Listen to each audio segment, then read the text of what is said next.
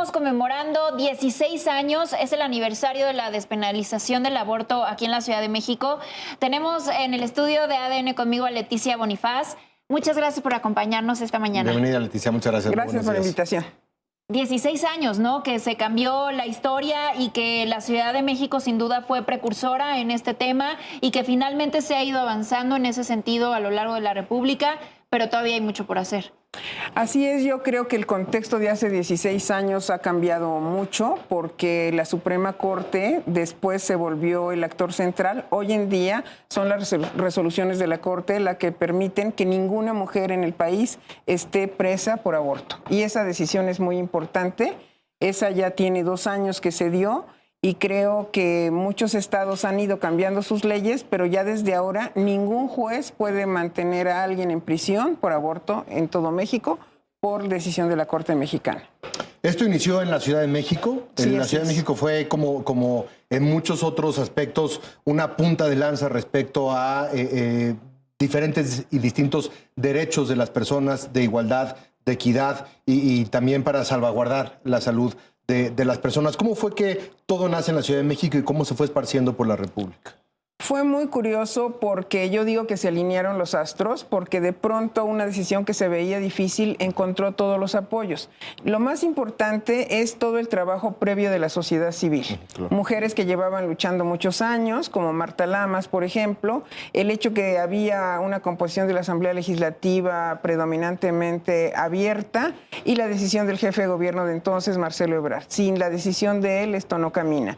A mí me tocó hacer la traducción jurídica, la reforma al Código Penal para despenalizar hasta las 12 semanas y para que ninguna mujer tuviera incluso que justificar.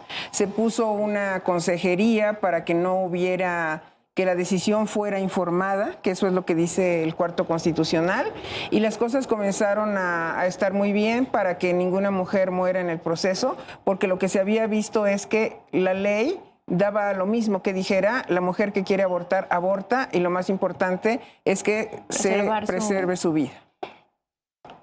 ¿Cómo se va alineando el tema de la despenalización con obviamente la legalización y que podamos ir a una institución pública y no arriesgar nuestra vida en el momento en el que tomamos la decisión de abortar?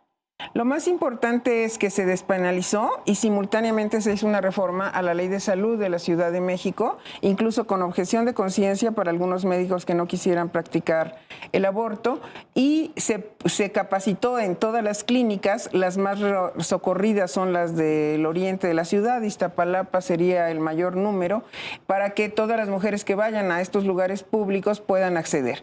¿Por qué no cualquier lugar público? Porque en su momento Felipe Calderón instruyó que ni el IMSS ni el ISSSTE dieran el servicio de interrupción legal del embarazo, pero con las clínicas de la Ciudad de México fue suficiente para atender a todas las mujeres que en su momento solicitaron el servicio. ¿Qué pasa en el resto de la República? En el resto de la República, el siguiente estado fue Oaxaca, y lo que tengo entendido es Oaxaca, o sea, es un dato muy interesante, ¿no? Sí, fue Oaxaca el segundo, y fue básicamente por presión de sociedad civil.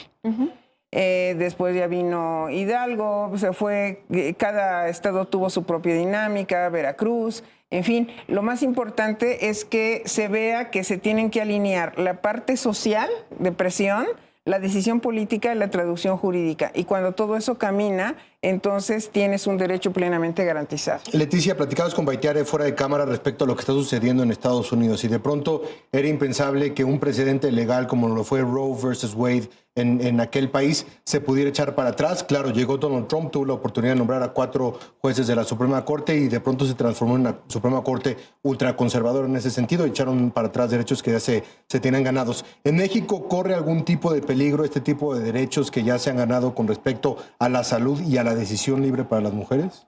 Nosotros tenemos en el artículo 1 constitucional señalado que los derechos son progresivos. Está el principio de progresividad, es decir, no puedes tener retrocesos. Y si los tuvieras, tienes mecanismos de defensa. Pero yo veo muy difícil que con el tiempo esto se revierta, aunque nunca ningún derecho está ganado para siempre cuando hablamos de derechos de las mujeres, desafortunadamente. Claro. Sí, lo que decíamos, que tenemos que estar luchando prácticamente todos los días. En temas de embarazo infantil en México tenemos una alta incidencia. ¿Qué pasa, por ejemplo, cuando una menor de edad pues también tiene que recurrir al aborto? Se hicieron todas las reglas específicas para cuando se tratara de menor de edad, para que pudiera ir acompañada de una persona mayor, pero no necesariamente sus padres, porque a veces no hay la confianza. Yo estuve en alguna clínica por invitación específica del doctor Sangüesa, y a veces a las menores las acompaña el novio, que también es muy jovencito, a veces una amiga, a veces van solas, pero se necesita de una persona mayor, no necesariamente familia. Pero el embarazo adolescente, lo que tenemos que seguir haciendo es previniendo que no se dé. Mayor educación sexual desde las escuelas. De lo que se trata es de prevenir el embarazo y no tanto llegar a una interrupción legal. De lo que se trata es de algo que también durante 2 sexenios se frenó, que fue la educación sexual en la época de Fox y Calderón, y hay que retomar con muchísima fuerza. Hoy hay personas en la titularidad del Consejo de Población que saben que este es un tema vital para las adolescentes. No te quiero exponer con números exactos, pero de tu conocimiento y de las cifras que pudieras tener en tu cabeza, ¿cuántas vidas se han salvado desde hace 16 años que entró en vigor esta despenalización y legalización del aborto? No traigo el dato efectivamente, pero son miles de vidas y ha sido como muy constante. No es que tengas picos, hay una constante que se mantuvo y que significa que los servicios se están dando bien en la Ciudad de México.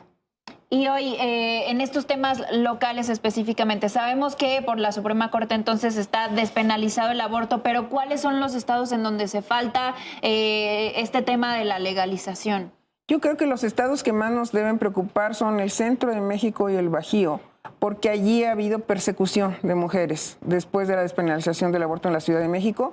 Hay mujeres en Guanajuato organizadas, en Michoacán, en Querétaro. Es una zona en donde no solo se dio un paso positivo, sino se intentó llevar a la cárcel a varias mujeres. El Estado de México se tardó muchísimo en entender que esto era un problema de salud, pero yo siento que poquito a poco vamos hacia adelante. Muy bien, pues Leticia, muchísimas gracias por acompañarnos esta mañana. Importante obviamente hacer conciencia y siempre decimos pues que es el cuerpo de la mujer y la mujer es la que debe de tomar esas decisiones, ¿no? Finalmente que están afectando a su vida. Ella decide qué vida quiere tener y la Corte lo ha dicho así como libre desarrollo de la personalidad y tú decides. Y no por eso es una criminal. Así Muy es. bien, muchísimas gracias. Gracias a